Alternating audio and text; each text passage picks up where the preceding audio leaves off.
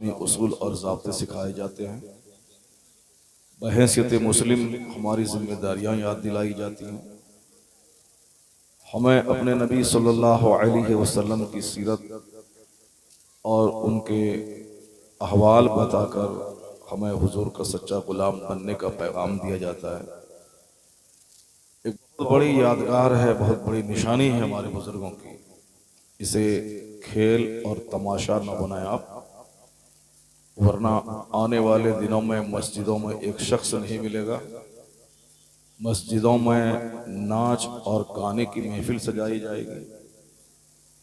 जिस तरह पीलीभीत और बदायूं इलाके में शेख चिल्ली का प्रोग्राम लोग करवाते हैं उर्स के मौके पर, उसी तरह का प्रोग्राम संभल और मुरादाबाद में भी हो जाएगा। उसकी शुरुआत तो हो ही चुकी है, वो सब हो जाएगा। अभी तो एक भी तकरीर नहीं हुई है, मुख्तसर सा खिताब मौलाना तौसीफ साहब का हुआ है और नात खानी हुई है और आप वापस जाने की तैयारी में हैं। जो लोग जाना चाहते हैं वो सब चले जाएं, और जो इस मजलिस खैर का एहतराम करना चाहते हैं और अपने बाप दादाओं को बदनाम नहीं करना चाहते हैं, अपनी रिवायत को मिटाना नहीं चाहते हैं और अपने नबी की सच्ची मोहब्बत का मुजाहरा करना चाहते हैं, वो सब बैठे हैं। दूसरी कौमों के पास तमाशा है, बदतमीजियां हैं, बेहयाइयां हैं, चूंकि उनके पास कोई टोकने वाला गिरोह नहीं है। मंदिरों में 99% औरतें मिलेंगी, चूंकि वहां के मर्दों ने औरतों के हवाले मंदिर कर दिया है। अल्हम्दुलिल्लाह हमारे यहाँ मस्जिदों में एक औरत नहीं मिलेगी। 100% जुमा के दिन मर्द नजर आएंगे। ईद और बकरीद के दिन एक औरत हमारी ईदगाह में नमाज पढ़ती नजर नहीं आएगी। 100% हमारे मर्द नजर आते हैं, क्योंकि उन्होंने अपने मजहब को खेल और तमाशा और तफरीह बना लिया और ज्यादा लज्जतें नाच गाने और औरतों से हासिल की जा सकती हैं।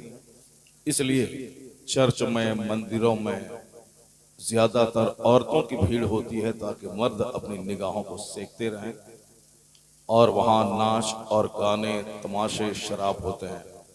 अगर आपने आलिमों का एहतराम नहीं किया, मुमकिन है कि वो सारा तमाशा आपके यहाँ भी हो जाए और आपके यहाँ भी मस्जिदों में मर्द कम नजर आएंगे, औरतें ज्यादा नजर आएंगी। शादी ब्याह के मौके पर मर्द अपने घर में रहेंगे, औरतें बारात जाएंगी। दुकान में मर्द नहीं बैठेंगे, औरतें बैठेंगी। फिर वही होगा जो हमारे बुजुर्गों ने कहा है कि रास्ता चलते इस कदर कसरत से ज़िनाकारी होगी कि कोई बोलने वाला नहीं होगा कि ऐसा क्यों कर रहा है। अगर कोई कह दिया कि हजारों के बीच में ज़िना क्यों कर रहा है, पर्दा के पीछे कर लेते तो वह अपने जमाने का सिद्दीक होगा। यानी इतनी हया भी बाकी नहीं रहेगी कि गुनाह को गुनाह समझा जाए। चाय की दुकान पे ज़िनाकारी होगी और रास्ता चलते बस में, ट्रक में, एरोप्लेन पे, हर जगह ज़िनाकारी होगी, कोई उसको बुरा नहीं समझेगा। जैसे आजकल नीम बरहना खवातीन घूमती हैं, कोई उसको बुरा नहीं समझता और उसको फैशन का हिस्सा माना जाता है। उसी तरह आने वाले कुछ दिनों में ज़िनाकारी फैशन का हिस्सा बन जाएगी, कोई उसको बुरा नहीं समझेगा। अभी कड़ाके की सर्दी में मर्द 2, 4, 5 कपड़े पहने होते हैं, मगर आप खातून को देख लें एयरपोर्ट पे, वो सिर्फ एक कपड़े पहने रहती हैं। सर खुला रहता है, पूरा पांव खुले रहते हैं, जबकि वो सिर्फ नाजुक है, सिर्फ इसलिए कि फैशन बिगड़ न जाए, मेकअप बिगड़ न जाए। वो जाड़े में ठठरती हैं मगर सर पे दुपट्टा नहीं रखती, जबकि मर्द उसके मुकाबले में ताकतवर ज्यादा होता है। अल्लाह तबारक व तआला नेचुरली और मर्दों को औरतों के मुकाबले में डबल ताकत दिया है, लेकिन उसके बावजूद ये 10 कपड़े पहने रहते हैं। अब वह कमजोर सिंफ है, उसके बावजूद बिल्कुल मामूली कपड़े पहने रहती हैं। इसी से आप अंदाजा लगा लें कि किस कदर फैशन का भूत सवार है। और इसी तरह आने वाले 10-20 साल के बाद कसरत से ज़िनाकारी होगी, लोग उसे जिंदगी का हिस्सा समझ लेंगे और कोई बुरा समझने वाला नहीं होगा। उसका आगाज इसी तरह से होगा, खेल तमाशों से होगा। लोग समझेंगे मैं दीन की खिदमत कर रहा हूं, हालांकि वह तमाशा करवा रहा है। मस्जिदों में तमाशा होगा, ईदगाहों में तमाशा होगा। अब तो तमाशा उर्स में शुरू हो गया है। शेख चिल्ली आते हैं और वो लोगों को हंसाते हैं, लोग हंसने के लिए जमा होते हैं। अब लोगों का मकसद हंसना ही रह गया है और तफरीह करना रह गया है। वरना जिन बुजुर्गों ने उस खानकाह को सजाया, जिन्होंने पूरे इलाके में दीन की तबलीग की, उन बुजुर्गों की जिंदगी का मुताला किया जाए। उन्होंने जी भर के जौ की रोटी भी जिंदगी भर नहीं खाई, उन्होंने जिंदगी भर कायदे का कपड़ा नहीं पहना। उन बुजुर्गों ने लंगर चला के गरीबों, मिस्किनों, माजूरों और आम गरीबों के खाने का इंतजाम किया और खुद 40-40 दिन तक लगातार एक खजूर खा के जिंदा रहे। उनकी खानकाहों से दीन फैला और आज उनके उर्स के नाम पे लोग तमाशा कर रहे हैं। एक शख्स ने कहा था बुजुर्गों, आखिर जमाने में जब हया और शर्म खत्म हो जाए तो समझ लो कि नाजायज बच्चों की तादाद में इजाफा हो गया। क्योंकि जो जायज बच्चे होंगे उसमें हया का कुछ न कुछ हिस्सा होगा। वह पीछे से आवाज देना गंवारपन है, मस्जिदों में चिल्लाना गंवारपन है, जहां दीनी गुफ्तगू हो वहां चिल्लाना गंवारपन है। अगर कोई वहां चिल्लाता हो इसका मतलब है कि जरूर कहीं ना कहीं कोई मिस है। शर्म और हया बहुत बड़ी नेमत है अल्लाह की। अल हया शुअबतुम मिनल ईमान, हया ईमान का हिस्सा है। उसकी पहचान यह है कि जब हया रुखसत हो जाए तो आदमी की जबान बहक जाती है। बाप के सामने चिल्लाता है, आलिमों के सामने चिल्लाता है, मस्जिदों के सामने लोग चिल्लाते हैं, अपने समाज के बुजुर्गों के सामने चिल्लाते हैं। समझ जाएं कि जरूर इनकी बुनियाद में खता है। इमाम आज़म अबू हनीफा रज़ी अल्लाह तआला अन्हु, जो करोड़ों हनफियों के इमाम हैं, वो एक जगह खड़े थे। सामने चंद बच्चे गेंद खेल रहे थे। गलती से बच्चों का गेंद इमाम आज़म की तरफ आ गया। सारे बच्चे इधर उधर गली में छुप गए कि इमाम वक्त के सामने कौन जाएगा। लेकिन एक बच्चा ढठाई के साथ आया सामने और गेंद लिया और चला गया। इमाम आज़म ने ख्याल का इजहार किया कि लगता है कि इसकी बेहयाई बताती है कि इसकी बुनियाद में खता है। और जब लोगों ने पता लगाया तो वाकई ऐसा ही पता चला। क्योंकि अपने आलिम से शर्माना, माँ बाप का अदब करना, मस्जिदों से हया करना, दीनी दरसगाहों, दीनी जलसों से उसकी इज्जत का ख्याल रखना, वहां से शर्माना, यह नेक लोगों की पहचान है। जो जलसे में चिल्लाए, आलिमों के सामने चिल्लाए, जरूर आदमी पता लगाए तो बेहयाई ही ऐसा कर सकता है। और बेहयाई पहचान है कि उसकी बुनियाद में खता है। आखिर जमाने में चूंकि आदमी निकाह का ख्याल नहीं करेगा, ज़िनाकारी बढ़ जाएगी, तो नाजायज बच्चों की तादाद समाज में बढ़ जाएगी। लोग अपनी बीवी को तलाक दे देंगे, फिर उसी को रख लेंगे बेइज्जती के डर से। अब तलाक देने के बाद जब तक वो बीवी के साथ रहेंगे ज़िना खालिस, और जितने बच्चे पैदा होंगे सब वलदुल ज़ना वलदुल हराम। बेशुमार लोग हैं जिनको समाज से डर लगता है, अल्लाह से डर नहीं लगता है। वो शर्माते हुए झूठ बोल जाते हैं मैंने तलाक नहीं दिया, वरना बीवी निकाह से निकल जाएगी, दूसरे से शादी करेगी, फिर वो अपनी मर्जी से तलाक देगा। हलाला करने के बाद फिर वापस उनके पास लौट के आएगी, अपनी बीवी दूसरों के पास जाएगी। ये उनको सजा मिलती है, मगर उसे टफ काम समझ करके झूठ बोल देता है कि नहीं किया। अब इस तरह से 2-4 केस अगर समाज में हो गए, अब तलाक के बाद अगर 20 बच्चे समाज में पैदा हो गए वलदुल ज़ना, और वो 20 बच्चे आगे चलने के बाद जो उनसे नस्लें पैदा होंगी, आप समझ सकते हैं कि आने वाले दिनों में किस कदर वलदुल हराम की तादाद में इजाफा हो जाएगा। आज जो लोग आलिमों के सामने ढिठाई से बातें करते हैं, जो अपने माँ बाप के सामने आंख दिखाते हैं, जो अपने समाज के सफेद दाढ़ी वालों का एहतराम नहीं करते हैं, जो लोग मस्जिदों, खानकाहों, जलसों और सादात की इज्जत नहीं करते हैं, वो खैर मनाएं अपनी। बाप डफली बजाएं बंबई में और यहाँ माँ दूसरा काम कर चुकी होती है, ये गोद में खिलाते हैं, मेरा बच्चा है, बच्चा उसका है ही।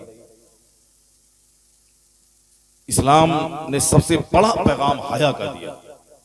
हया, जिस तरह एक कुंवारी लड़कियां अपने माँ बाप से शर्माती, हदीस में आया है कि आकाए दो जहां अलैहिस्सलाम कुंवारी लड़कियों से भी ज्यादा शर्मीले थे। अल्लाह, आका अलैहिस्सलाम की शर्म मशहूर थी पूरे मक्के में उन बेहयाओं के दरमियान, जबकि पूरा मक्का बेहयाई की कीचड़ में लथपथ था। इस्लाम के सूरज से पहले इस कदर अंधकार में, इस कदर डार्कनेस, इस कदर तारीकी थी माहौल में कि बाप अगर मर गया, उसकी दूसरी बीवियों को, सौतेली माओं को बच्चे बाप की छोड़ी हुई जायदाद की तरह अपने कब्जे में कर लेते थे।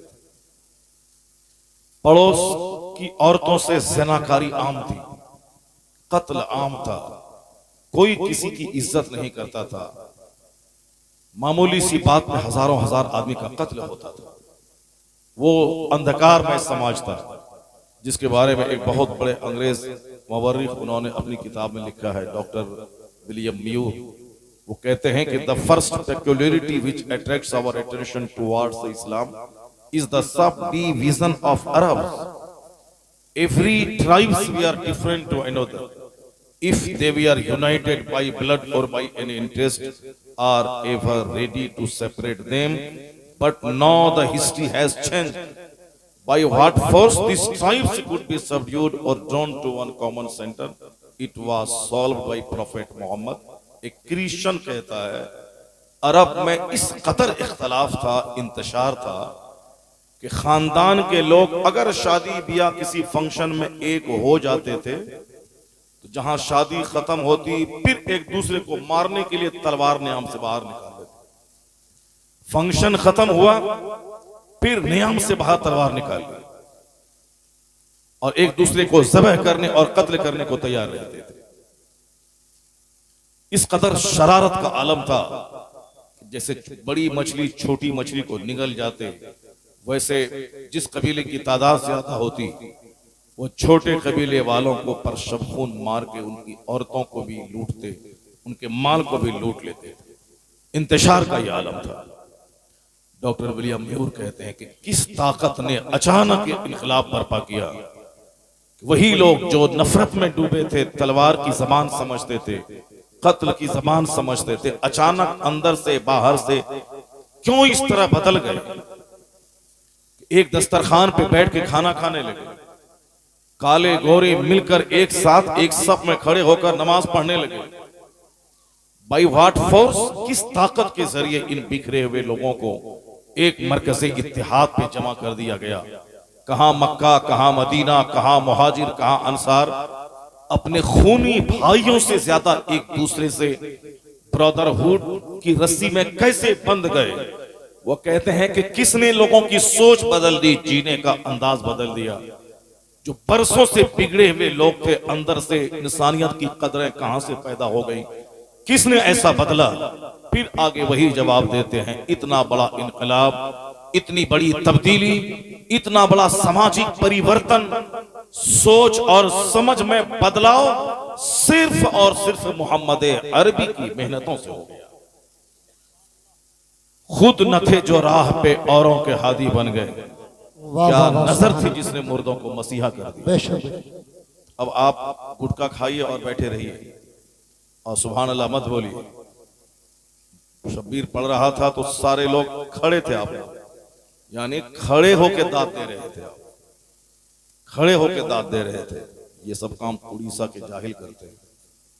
संभल, मुरादाबाद, बदायूं, बरेली, रामपुर, ये सब एक पढ़ा लिखा खित्ता माना जाता है। एजुकेटेड तबका है, ये बरेली से करीब है, बरेली से रिलेटेड है।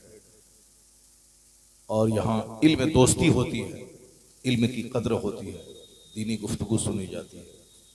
जहाँ खलीलुल उलूम हो, अजमलुल उलूम हो और जहाँ जामिया नईमिया हो, इतने बड़े बड़े इदारे हों, उन इदारों की मौजूदगी में लोग उड़ीसा के जंगलियों की तरह काम करें तो बहुत अफसोस के साथ कहा जाता है कि इन मदरसों में बाहर के बच्चे तो पढ़ के फैज उठाते हैं और यहाँ के लोकल लोग फैज से महरूम रहते हैं।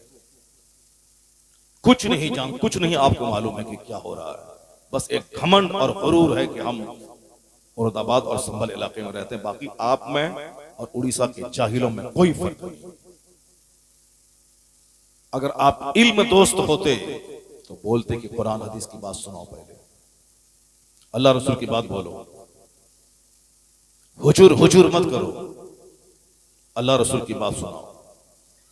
हुजूर के वक्त में पूरा मजमा भरा हुआ था और जब कुरान हदीस की बात होने लगी सारा मतलब साफ हो गया। इसका मतलब है कि बुनियाद में जो जहालत है कुआं बाहर के लोग आके पी के चले जाते हैं और आप सब प्यासे हैं। आपको सिर्फ दौलत चाहिए, सिर्फ दुनिया चाहिए, सिर्फ मकान चाहिए, बाकी आपकी तहजीब, आपकी शराफत, आपकी हया, आपकी पाकदामनी, आपकी चेस्टिटी, जो पूरी दुनिया, पूरे हिंदुस्तान के लोग जानते हैं, जो फख्र करते हैं कि हमें बरेली पे फख्र है, हमें मुरादाबाद पे फख्र है, हमें संभल पे फख्र है, हमें रामपुर और पीलीभीत पे फख्र है। अब वो सारी बातें खत्म, इसलिए खत्म हो गई कि जिस तरह वो गंवार करते थे उससे बदतर लोग यहां कर रहे हैं। शेख चिल्ली हमारे बिहार में कहीं नहीं आया है, मेरी मालूमात के मुताबिक। आया होगा तो आया होगा, मगर मैं नहीं जानता हूं। मगर पीलीभीत में आया है, उर्स के मौके पर बड़ा पोस्टर छपा है। उस उर्स में वही शेख चिल्ली जो स्टेज पे आके पूरा धमाल मचाता है, कॉमेडी करता है, लोगों को हंसाता है। इस इलाके में ऐसा हुआ है और आज मैंने अपनी आंखों से वो तमाशा देख लिया। आपके यहाँ संभल, मुरादाबाद की एक अपनी अलग शनाख्त है, एक अलग पहचान है, लेकिन पब्लिक में कोई असर उसका नहीं है। पब्लिक सेम है, जो बिहार, उड़ीसा, बंगाल और गांव देहात के जो लोग हैं, उसी तरह की सोच शहर के लोग भी रखते हैं, जो मैंने अभी आपको देखा।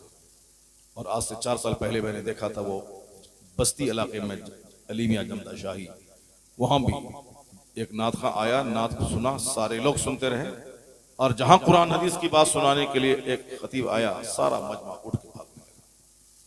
मैंने यही जुमला वहां भी दोहराया था, दारुल अली मियां जमदा शाही अशरफिया के बाद 2nd दर्जे का मदरसा है और तुम्हारे बस्ती जिला में है, और तुम लोगों ने बता दिया कि अली मियां दूसरे लोगों के लिए है, तुम्हारे लिए नहीं है। तुम लोग उसी तरह जाहिल हो जिस तरह से उड़ीसा के देहात के लोग जाहिल होते हैं। वरना तुम लोग 1 घंटे से नात सुने, दाद भी दिया, और अभी जबकि पहली बार मैं तुम्हारे इलाके में आया था और मैंने अभी गुफ्तगू भी शुरू नहीं की है और तुम सारा मजमा उठ के भागने लगे। क्या मतलब? बस डीला, सूफी निजामुद्दीन, जामिया अली मियां, सब बस ऐसे ही एक रस्म है, उसका कोई असर तुम्हारे समाज में नहीं है। अगर तुम लोग इल्म दोस्त होते, इल्म दरसों का कोई ख्याल होता, तो तुम दीनी गुफ्तगू सुन के बता देते कि हम खेल तमाशा नहीं सुनते हैं, हम तो कुरान हदीस की बात सुनने वाले हैं। हम उलमा कराम के साए में रहते हैं, हम दीनी मदरसों के साए में रहते हैं, हम मुफ्तियों के साए में रहते हैं। हम उलमा कराम हर गली कूचे में, जिस शहर में आलिम मौजूद रहें, जहां हर दुकान में हुफ्फाज नजर आए, वहां का कल्चर इतना उम्दा होना चाहिए कि दूसरे लोग यहाँ आए, यहाँ की तहजीब शराफत को देख के जब लौटें, वहां बयान करें कि क्यों नहीं इस कदर आला तहजीब होगी, चूंकि आला हजरत के करीब वह लोग रहते हैं,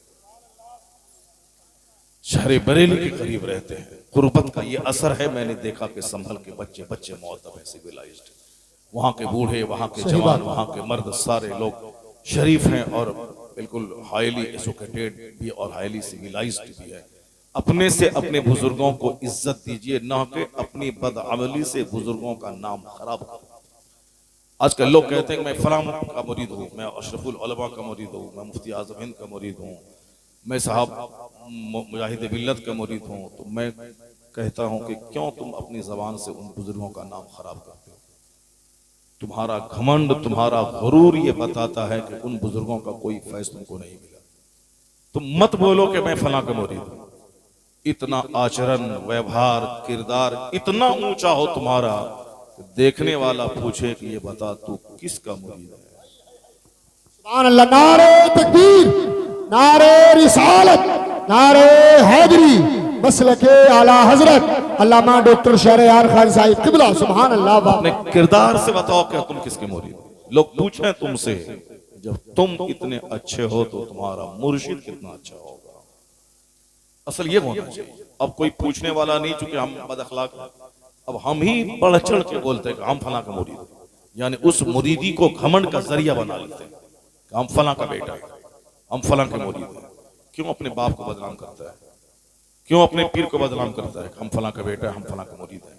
लोग बोलेंगे कि जब तुम इतने गंदे हो तो तेरा बाप कितना गंदा होगा, जब तुम इतने बदतमीज और बदअखलाक और मगरूर हो तुम्हारा पीर कितना मगरूर होगा। क्योंकि हर बच्चे में बाप का असर होता है और हर मुरीद में अपने मुर्शिद की झलक होती है। इसलिए ये मत बोलो कि मैं फला का मुरीद हूं, अपना अखलाक इतना ऊंचा कर ले कि लोग पूछे जब तुम इतना अच्छा है तेरी तरबियत करने वाला मुर्शिद कितना अच्छा होगा। सुभान अल्लाह। संजीदगी बहुत बड़ी नेमत है, वकार बहुत बड़ी दौलत है, हया बहुत बड़ी दौलत है। दुनिया में आखिर जमाने में जब हया लुट जाए तो बस वही शराब पानी से ज्यादा सस्ती हो जाएगी, कत्ल आम हो जाएगा, जिनाकारी हर दुकान और हर मकान और हर घर में उसका आगाज हो चुका है। एक घर है, उस घर में 5 लोग हैं, माँ अलग दूसरे मर्दों से चैटिंग कर रही है, बाप अलग दूसरी औरतों से चैटिंग कर रही है, जवान बेटा अलग गर्लफ्रेंड से चैट कर रहा है, जवान बेटी अलग बॉयफ्रेंड से चैट कर रही है। वो घर हुआ के अय्याशी का अड्डा हो गया। घर है 50 करोड़ का, उस घर में रात रात भर मोबाइल के जरिए किस कदर बदअमली का मुजाहरा हो रहा है आप समझ सकते हैं। कोई किसी से बात नहीं कर रहा, छोटे छोटे बच्चे हैं वो भी गेम में लगे हुए हैं, बच्चे अपने गेम में लगे हुए और माँ खुद से उसको गेम में लगा देती है, ये मोबाइल लो, ये गेम देखो। अब वो गेम खेलने में मस्त है और ये दूसरे मर्दों से चैटिंग करने में मस्त है, दूसरों से चैट करने में लगी। अब उस घर में दिल कैसे लगेगा, उस घर में बरकतें कहां से आएंगी। जिस घर के 4 लोग हैं, चारों की सोच बिगड़ी हुई। यही वजह है कि आज पूरी दुनिया में घूमने का एक कल्चर चला हुआ है, घुमक्कड़ का कल्चर। 50 करोड़ का मकान है, वो कश्मीर पहाड़ देखने जा रहा है। जिस मकान में फॉल्स सीलिंग है, जिस मकान में ग्रेनाइट मार्बल साहब कीमती सामान लगे, 50 करोड़ का मकान है, मगर अभी 31st नाइट मनाने के लिए लोग गोवा चले जाएंगे। वो गोवा में समंदर के किनारे बालू पे सो जाएंगे, रेत पर सो जाएंगे, समंदर में डुबकी लगाएंगे और रेत पे सो जाएंगे नंगे। एंजॉय कर रहे हैं, जिंदगी का मजा ले रहे हैं। 50 करोड़ का घर, कीमती सोफा, कीमती झूमर, वो सब छोड़ के रेत पे सो के जिंदगी का मजा ले रहे हैं। कश्मीर में क्या चीज है, पहाड़ है, डल झील है, झील है, पहाड़ है, दरख्त है, उसको लोग देखने के लिए 50,000 रुपये खर्च करके वहां जा रहे हैं। शादी के बाद अपना 50 करोड़ का घर छोड़ के कश्मीर दौड़ के जाए, वहां क्या देखेंगे, डल झील में कश्ती पर चलेंगे, क्या देखेंगे, निशात बाग शालीमार बाग में गार्डन फूल के दरख्त को देखेंगे, गुलमर्ग में क्या देखेंगे, बर्फ जो पहाड़ से बर्फ से जो पहाड़ गिरा हुआ है, ढका हुआ है, उसको देखेंगे, एंजॉय करेंगे और आ जाएंगे। अपना घर, कीमती घर छोड़ करके पहाड़, नदी, नाला, झरना देखने लोग जा रहे हैं। नहीं कुछ हुआ, चलो अजमेर शरीफ का बहाना है, होटल में खाना 2-4 दिन एंजॉय करना, दूसरों के घर में होटल में रहना। आजकल होटलिंग, आउटिंग, होटल में रहना, होटल में खाना, ये कल्चर शुरू हो गया बहुत ज्यादा। पहले काफी करते थे, अब मुसलमान भी कर रहे हैं। अजमेर का नाम है और घूमने का बहाना है। रमजान शरीफ में उम्रा का नाम है, मदीना जाना है और वहां जाके आइसक्रीम खड़े खड़े खाना है। मक्का शरीफ का एक नेकी 1 लाख के बराबर है, तो एक गुनाह भी 1 लाख के बराबर है। मैंने अपनी आंखों से मक्का शरीफ की गलियों में लोगों को आइसक्रीम खड़े खड़े चलते हुए खाते देखा, चलते चलते पी रहे हैं, इंजॉय कर रहे हैं। उम्रा का नाम है और इंजॉय करना है। अब कश्मीर के बहाने, मदीना के बहाने घूमने चले जाना, आइसक्रीम खाना है और फिर रात रात दिन भर सोना है एसी में, और शाम के टाइम में इफ्तार करने के लिए हरम चला जाना है, फिर वहां से आना है। कभी कभी नमाजें लोग छोड़ देते हैं, तरावी की नमाज भी लोग छोड़ देते हैं, बस सिर्फ नाम हुआ उम्रा करके चले आए। हदीस पाक में आखिर जमाने में उलमा उम्रा और हज करेंगे सिर्फ नाम और नमूद के लिए, रियाकारी के लिए। अमीर हज करेंगे, उम्रा करेंगे सिर्फ सैरो सियाहत के लिए। गरीब हज करेंगे सिर्फ भीख मांगने के लिए, दौलत बढ़ाने के लिए। अब जाके वहां देख लें, गरीबों को लोग यहाँ से लेके जाते हैं, उसको छोड़ देते हैं, 3 महीने 2 महीने के अंदर में करोड़ों रुपए कमा के चले आते हैं। बहुत सारे लोग वीजा लिया रमजान में और चले गए और वहां पूरा महीना मांगते रहते हैं, 2-4-10 लाख रुपए का मांग चले आए। हुजूर ने कहा आखिर जमाने में वो अमीर लोग घूमने सैरो सियाहत के लिए हज करें और गरीब लोग मालदार बनने यानी मांगने के लिए हज करें, और जो आलिमों का तबका होगा ये तबका रियाकारी के लिए हज करेंगे। अब वो नात पढ़ेंगे, बोलेंगे आप पैसा दीजिए हम इसको मदीना में खर्च करेंगे, यानी वो शो करना चाहते हैं मैं मदीना जा रहा हूं, क्यों ऐसा कर रहे हो। हमारे बुजुर्गों ने कहा है कि सुफियान सौरी रज़ी अल्लाह तआला अन्हु एक शख्स के घर मेहमान हुए, साहिब खाना ने बेटे से कहा कि दूसरी दफा हज में जो बर्तन लाए हैं वो लाओ, उसमें हम हजरत की खिदमत करें उस बर्तन में। हजरत ने कहा कि एक जुमले में तुमने दोनों हज को बर्बाद कर दिया, यानी तुम ये शो करना चाहते हो कि मैं 2 बार हज कर चुका हूं, जहां शो आया बरकत खत्म हो गई, हज गया काम से। अब आप समझ सकते हैं कि किस कदर हुल्लड़बाजी, किस कदर बेहयाओं के माहौल में हम लोग जी रहे हैं। एक इबादत है उसको भी हमने शो बना दिया। और साहब हमारे बाल बच्चे अंग्रेजों के गुलाम हो गए और हम दाढ़ी टोपी लेके हाजी बने हुए हैं, और घर में सारे बच्चे आवारा हो गए, सबों के सरों पे बाल हैं फिल्मी स्टाइल के, सबके कपड़े फटे हुए हैं जोकरों की तरह।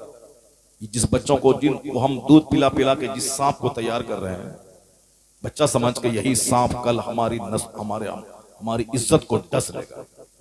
यही सांप अपने बाप की छाती पर बैठ करके ब्लैंक चेक पे साइन करवाएगा और लोग दौड़ते हुए आएंगे हजरत के पास के ताबीज दीजिए, मेरा बच्चा मेरे हाथ से छीन गया। 1 करोड़ ताबीज भी बांध देंगे, ऐसा नहीं होगा।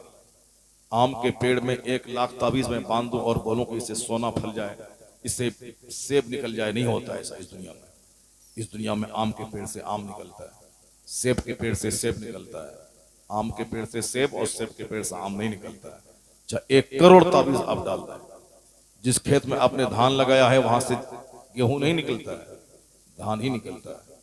जिस खेत में आपने गेहूं लगाया है वहां से बासमती चावल नहीं निकलता है, गेहूं ही निकलता है। चाहे आप 1 करोड़ ताबीज पूरे खेत में डाल दें, कुछ नहीं होने वाला। एक सिस्टम से दुनिया का सारा काम चलता है। सब्बिहिस्म रब्बिकल अअला अल्लज़ी खलक़ फसव्वा वल्लज़ी क़द्दर फहदा वल्लज़ी अख़रजल मरअ फजअलहु गुसाअन अहवा। बाकी बयान करो अपने रब्बे आला की जिसने चीजों को पैदा करके एक अंदाजे पे रखा है। सारा काम एक सिस्टम से चल रहा है। सूरज का आना, सूरज का डूबना, चांद का निकलना, रात का आना, दिन का आना, मौसम का बदलना, कोई काम बेसिस्टम बेतरतीब नहीं है। सारा काम एक सिस्टम से हो रहा है।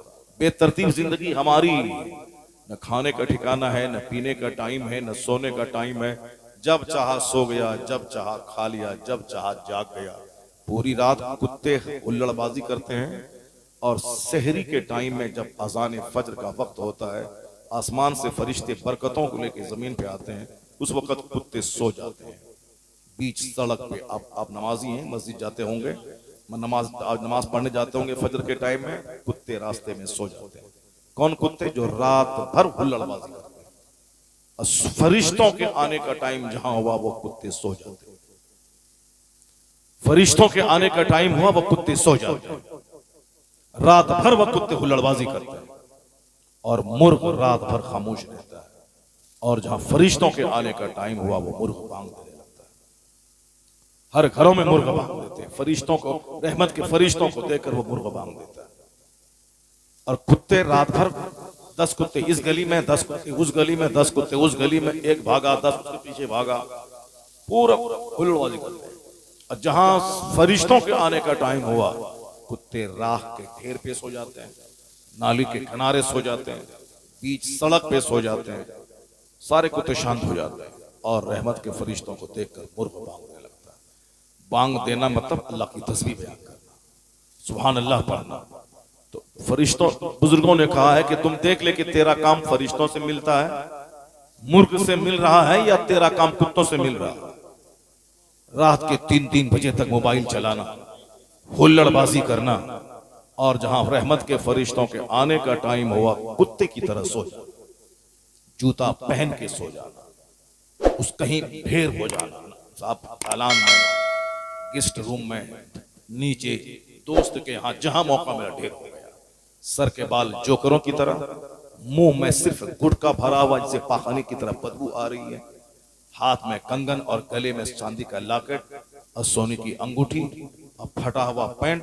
ऐसा लगता है जैसे किसी अमेरिका के जोकर की का पक्का पैरोकार है। खबरदार याद रख, जिसकी भी तू पैरवी करेगा कयामत के दिन उसी के साथ तू रहेगा। अगर तुमने जो सर से लेके पांव तक का जो हुलिया बना के रखा है, अगर ये हुलिया तुमने किसी एक्टर, किसी यहूद और नसारा की पैरवी में किया है, तो जान ले कि तुम अगर मर भी जाएगा जन्नतुल बकी में तो फरिश्ते तुझको उठा करके उन क्रिश्चियनों के मरघट में पहुंचा देंगे। और अगर तुमने हिंदुस्तान में भी बकी के मरने की तमन्ना, बकी में मरने की तमन्ना लेके तू हिंदुस्तान में मर गया, मुस्तफा का सच्चा गुलाम बन के चला गया और मरने की सच्ची तमन्ना थी मैं मदीना में मरूं, तो फरिश्ते तेरी लाश हिंदुस्तान से उठा के मदीना पहुंचा देंगे। अल मरउ मअ मन अहब, a man will be with those whom he loves। आदमी उसी के साथ होता है जिससे वो मोहब्बत करता है। अगर मोहब्बत किसी फिल्म के एक्टर से हो तो उसी के साथ जहन्नम जाने के लिए तैयार रहना। और सिर्फ बेटा ही जहन्नम नहीं जाएगा, उसके साथ बाप भी जाएगा। हदीस में आया है कि जब बेटे जवान हो जाएं उनकी शादी में बाप मां देर करे। बुखारी शरीफ की हदीस में आया है कि अगर निकाह में ताखीर की वजह से बच्चों का पांव फिसलता है, गुनाह करता है, उस जुर्म में माँ बाप भी शरीक समझे जाते हैं। माँ बाप का जुर्म है कि तुमने शादी में ताखीर क्यों की, तुमने बच्चों को बर्बाद करने में तुम्हारा एक रोल रहा, तुमने शुरू से उसकी निगरानी नहीं की। अभी तो बच्चे डांस पार्टी में माँ बाप अपने बच्चों को लेके जाते हैं और दूसरों के सामने बोलते हैं कि मेरी बेटियां बहुत शानदार डांस करती है, मेरा बेटा बहुत शानदार नाचता है, स्कूल में टॉप लाया है मेरा बेटा, मेरी पोती स्कूल में नाचने में टॉप लाई है, डिस्टिंक्ट पोजीशन लाई है। शर्म गैरत और हया सबका जनाजा उठ गया। ऐ नई तहजीब तेरे सर ही इसका खून है। पहले तो लोग कहते थे मेरी बिटिया को दरूद ताज याद है, मेरी बिटिया को दुआए कनूत कायदे से याद है, मेरी बिटिया को सूरे यासीन, सूरे दुखान, सूरे मुल्क, सूरे मुजम्मिल याद है। लोग कहते थे कि हमारी छोटी सी पोती सुन ले सूरे यासीन, सुन ले इससे सूरे मुल्क, सुन ले इससे सूरे दुखान। चूंकि जो रोजाना सूरे दुखान की तिलावत करे सुबह उस हालत में उठेगा कि 70,000 फरिश्ते उसके लिए दुआए मगफरत करते हैं। जो रोजाना सूरे यासीन शरीफ पढ़ के सोएगा वो अपने घर में ही क्यों ना मर जाए, अल्लाह उसे शहादत का मर्तबा अता फरमाता है। जो रोजाना सूरे मुल्क पढ़ के सोता है अल्लाह ताला उसे अज़ाब कब्र से रिहाई अता फरमा देता है। जो रोजाना पाबंदी से सूरे मुजम्मिल पढ़ ले अल्लाह ताला उसे किसी न किसी दिन ख्वाब में अपने महबूब का दीदार करवा देता है। और जो पाबंदी से सूरे वाक़िया पढ़ ले शाम में, उसका घर गरीबी और फाका से महफूज रहता है।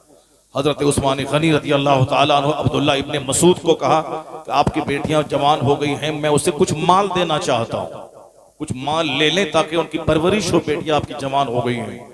हजरत अब्दुल्लाह इब्ने मसूद ने कहा आपके माल की मेरी बेटियों को कोई जरूरत नहीं है, मैंने अपनी बेटियों को सूरे वाक़िया पढ़ना सिखा दिया।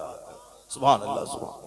पहले लोग कहते थे मेरी बेटी सूरे वाक़िया याद कर चुकी है, और आज ये हाजी साहब कहते हैं कि हमारी पोती इस कदर नाची है कि स्कूल में सारे लोग झूम गए, बिल्कुल डिस्टिंक्ट पोजीशन में लाया है। किस कदर, कहां थे हम, कहां पहुंच गए, कहां थे हम और हम कहां पहुंच गए। हमारे बुजुर्गों ने हमें जो विरासत दी है, हमारे बुजुर्गों ने जो खानकाही निजाम छोड़ा है, हमारे बुजुर्गों ने जो मदरसे की सूरत में हमारी तरबियत का एक केंद्र हमको दिया है, हमारे बुजुर्गों ने सीरत के जलसों में वाज के जरिया जो हमारे दिलों की सख्ती को दूर करने का एक जबरदस्त जरिया दिया है, हमने इसको किस कदर बेदर्दी के साथ पामाल कर दिया। हमने इसे मुशायरा बना दिया, हमने इसे मुशायरा तो मुशायरा, हमने इसे अब साहब उसको नाच गानों की तरह उसको हमने एक रिलैक्सेशन का एक जरिया हमने बना दिया। तन्हाई में बैठकर गौर करें कि कहां पहुंचना था, कहां पहुंच गए। एक तो बच्चे ऐसे ही लुच्चे हो गए, सर से लेके पांव तक लगता नहीं मुसलमान का बच्चा है, न सर का बाल, न उसका कपड़ा, न उसका हाथ, न उसकी गर्दन, न उसका पूरा वजूद बताए कि मुसलमान का वजूद है। सारा वजूद उसका गैरों की तरफ लगता है। सर से लेके पांव तक मुंह में गुटखा देख लें, जिस गुटके के बारे में आया है कि गुटखा पाबंदी से खाएगा तो उसका वह हिजड़ा हो जाएगा, नामर्द हो जाएगा। ज़िनाकारी को बढ़ाने में इसका भी हाथ रहेगा, क्योंकि वो अपनी बीवी के काबिल नहीं रहेगा तो उनकी बीवी नौकर और ड्राइवर के साथ ज़िना करेगी, क्योंकि ये खुद हिजड़ा रहेगा, बचपन से गुटखा खा खा के हिजड़ा हो गया। अब जब बीवी के काबिल नहीं है मगर घर वालों ने शादी करा दी, जब शादी करा दी तो अब बेइज्जती से बचने के लिए क्या करेगा, उनका ड्राइवर उसकी बीवी के साथ सोबत करेगा और ये मुंह देखता रहेगा, क्योंकि कमजोर के पास ताकत नहीं है। इसलिए हदीस में आया था अल मुमिनुल क़विय्यु खैरु व अहब्बु इलल्लाहि तआला मिनल मुमिनिज़ ज़ईफ़। अल्लाहु समद। इस हदीस पाक को आप पढ़ें तो दंग रह जाएंगे। इस्लाम सिर्फ नमाज, रोजे, हज और ज़कात का पैगाम नहीं दिया, ये तो बेसिक पीलर है जिसके बगैर जिंदा रहे मुसलमान रहना ही मुश्किल है। नमाज एक पीलर है, पीलर पे ही बिल्डिंग ठहरती है। हज और ज़कात, रोजा एक पीलर है जिस पीलर पे इस्लाम की इमारत ठहरती है। मगर पीलर से ही मकान की हुस्न नहीं है, मकान पीलर पे छत टिकती है, एक मकान का हुस्न है दीवार से, छतों से, बरकी कुमकुमों से, प्लास्टिंग से, फर्श से, झूमर से, एक मकान का हुस्न है। नमाज, रोजे, हज और ज़कात तो पीलर है, पीलर नहीं तो छत ही नहीं रहेगी। हुजूर ने फरमाया है कि बेनमाजी का अंजाम फिरौन के साथ होगा, बेनमाजी का अंजाम कारून और हामान के साथ होगा। तो आप समझ लें कि जो लोग ये समझते हैं कि नमाज पढ़े बगैर भी मैं मुसलमान बना रहूंगा, जन्नत मेरी जागीर रहेगी, उनकी सोच क्या है। और जो इस्लाम के मालिक हैं, जो कुरान पाक जिन पर नाजिल हुआ, जो जन्नत के मालिक हैं, जो पानी इस्लाम है, वो क्या कहते हैं? हुजूर कहते हैं कि बेनमाजी का हश्र फिरौन के साथ होगा, कारून के साथ होगा, हामान के साथ होगा। क्यों? फिरौन को बादशाहत ने काफिर बनाया, अगर वो बादशाह नहीं होता तो कभी काफिर नहीं होता। तो जिसको अपना मर्तबा यानी सांसद, विधायक, वार्ड काउंसलर साहब, मेंबर, चेयरमैन, गांव का प्रधान, अगर प्रधानी के मनसब की वजह से किसी को नमाज पढ़ने की फुर्सत ना मिलती हो तो उसका अंजाम फिरौन के साथ। कारून बहुत बड़ा बिजनेसमैन था, इतना बड़ा बिजनेसमैन कि पहले वह तौरेत का जबरदस्त कारी था, बहुत शानदार किरात करता था तौरेत की। लेकिन इतनी दौलतें अल्लाह ने उनको दे दी, बिजनेस किया उसने कि जब ज़कात के बारे में कानून सुनाया मूसा अलैहिस्सलाम ने, पहले मूसा अलैहिस्सलाम का साथ देने वाला, उनके साथ तौरेत पढ़ने वाला बेहतरीन कारी, और जहां ज़कात निकाला करोड़ों का माल ज़कात में निकल गया। तो अब उसकी प्लानिंग बदल गई कि अब मूसा अलैहिस्सलाम पर इल्जाम लगा दिए जाएं ताकि ये डुमरलाइज हो जाए, ताकि उसको ज़कात निकालने की जरूरत नहीं पड़े। ये हिंदू मुशरिकाना ज़हनियत आज भी है कि मस्जिद का कोई इमाम अगर हक बोलने वाला हो, लोग उसको 1 महीना तक रहने नहीं देते, चूंकि मुतवल्ली की बदअमली पे जब उनकी तकरीर ज़र्ब मारती है, मुतवल्ली तिलमिला जाता है, और तिलमिलाता है उसको उल्टी और मतली होने लगती है, दूसरे ही दिन उसको मस्जिद से खारजा कर देता है। ये हिंदुआना, मुशरिकाना और फिरौनी खसलत है। चूंकि कारून को जब बहुत सारा माल ज़कात में निकला तो उसने मूसा अलैहिस्सलाम पर इल्जाम लगाने के लिए एक तरकीब सोची। एक औरत को माल का लालच देके बहलाया, फुसलाया और कहा मैं जब खिताब करेंगे मूसा अलैहिस्सलाम और उस वक्त मैं तुमको इशारा करूंगा तो तुम उठ के कह देना कि मेरे पेट में जो हमल है, बच्चा है, ये इन्हीं का है। माअज़ल्लाह, 1000 बार माअज़ल्लाह। किस कदर गलीज़ इल्जाम की तैयारी उस बदबख्त ने की, किसके लिए? माल बचाने के लिए। क्योंकि ज़कात में ढेर सारा माल निकल गया, हालांकि ढेर सारा क्या निकलेगा, ज़कात में 40वां हिस्सा माल निकलता है। जिस अल्लाह ने मुझको 1 लाख रुपए दिए, 100,000 में अगर मैंने 2,500 निकाल दिए, अपने गरीब भाई को दे दिया, सवाब भी मिला, माल भी बढ़ गया, गरीबों का काम भी हो गया और जन्नत भी मिल गई। इससे उम्दा और क्या काम हो सकता है? जिस अल्लाह ने मुझको 100 लाख दिए, 100,000 दिए, मैंने 2,500 निकाल दिया। जिस अल्लाह ने मुझको 100 लाख 1 करोड़ दिया, कहाँ 100 लाख और कहाँ 2.5 लाख, 2.5 लाख मैंने ज़कात में दे दिया।